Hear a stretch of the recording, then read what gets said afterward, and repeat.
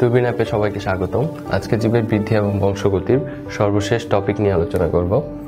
সেই টপিকগুলোর নাম হচ্ছে ডিএনএ, আরএনএ। তো ফার্স্টেই কিছু কথা বলিনি, ডিএনএ এবং আরএনএ। আমরা সবাই কি জীব, আমরা কি মানে সবারই কি বাবা মা আছে, ঠিক আছে?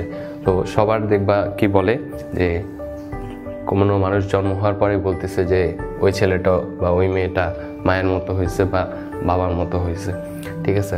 তো এইগুলো বৈশিষ্ট্যগুলো আসে কোত্থেকে? পিতামাতার কারো কাছ থেকেই আসে। তো পিতামাতার ছেলেদের জন্য কি জিন থাকে? এগুলো সব জিনের কারণে হচ্ছে। এর নামটা কি? জিন। জিনটা হলো কি? জীবের বৃদ্ধি এবং বংশগতির যে একটা ক্যারেক্টারিস্টিক্স, ঠিক আছে?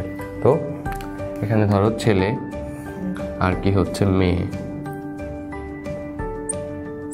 তো ছেলেদের মধ্যে কি জিন থাকে? দুইটা ক্রোমোসোম থাকে, সেটা হলো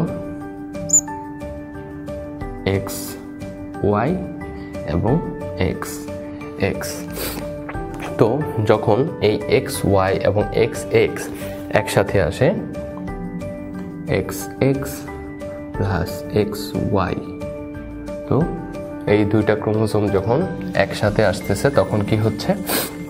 আমাদের এখান থেকে ছেলে মেয়ে আসতেছে। ধরো এটা বাবা মা, এটা হলো তোমার মা, আর এটা হলো বাবা। তো বাবার ভিতরে আছে কি? এক্স ওয়াই দুটা, আর এখানে মায়ের কাছে আছে কি? X x.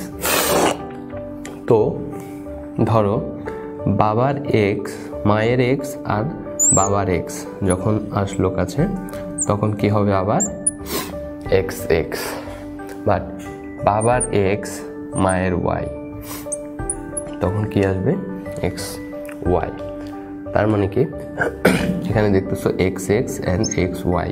এই এক্স এক্স যখন আসতেছে তখন কি হয়ে যাচ্ছে? আবার এটার মানে হচ্ছে মেয়ে সন্তান। আর এক্স ওয়াই যখন আসতেছে তখন হচ্ছে কি? এটা ছেলে সন্তান। তো তার মানে আমাদের মানে সন্তানটা ছেলে অথবা মেয়ে হবে সেটার ডিপেন্ড করতেছে সম্পূর্ণই বাবার উপরে। কারণ কি? মায়ের হলো দুটো ক্রোমোসোমই সেম, এক্স এক্স, বাট বাবার কি?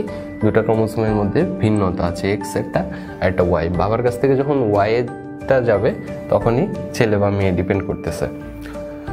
তো এই যে এই সব জিনিস এগুলোর ধারণা কে দিছে? Mendel, Gregor Johann Mendel, full name. তো মেন্ডেলকে আমরা কি বলতেছি? বংশগতির জনক। চ্যাপ্টারের নাম আছে জীবের বৃদ্ধি এবং বংশগতি। তো সেই বংশগতির জনক বলা হচ্ছে কে? Gregor Johann মেন্ডেলকে। তো গ্রেগর জোহান মেন্ডেলের কথাবার্তা আসলো। তারপর এখন কি আসবে? ধরো তোমার আমাদের এই যে জিনগুলো সবচেয়ে দরকারি আমাদের জন্য। তো জিন যখন দরকারি, কি কারণে দরকারি? এখান থেকে দেখো, তুমি দেখতে পাচ্ছ যে বাবা মায়ের জন্য ছেলে মেয়ে হবে। তো সবকিছু এই প্রজাতির কি হবে? প্রজাতির বৃদ্ধির জন্য।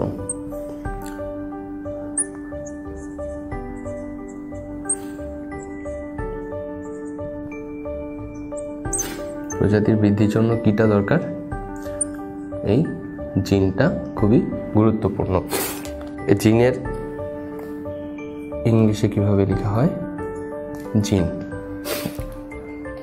দেখো এই চ্যাপ্টার যে বললাম যে জীবের বৃদ্ধি এবং বংশগতি, তো বংশগতি এবং বংশবৃদ্ধি এই দুইটার জন্যই মানে সবচেয়ে ইম্পর্টেন্ট যে জিনিসটা সেটাই হচ্ছে জিন। তো আজকে এই পর্যন্তই। পরবর্তী লেকচার দেখার জন্য সবাইকে আমন্ত্রণ জানাচ্ছি।